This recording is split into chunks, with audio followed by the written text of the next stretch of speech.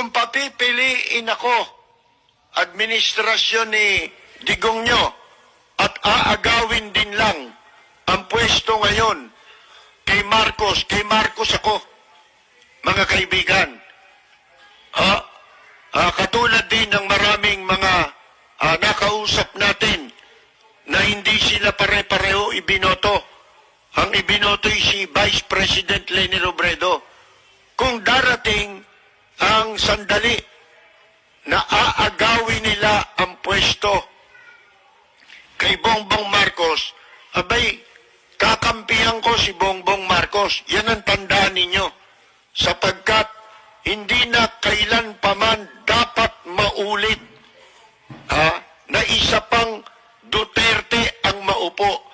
Lalaki yung nanggaling, di mas grabe kung babae, mga kaibigan. Alam naman ninyo yan.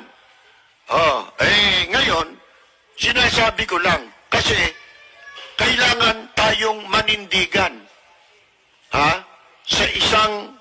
sa bawat pagkakataon.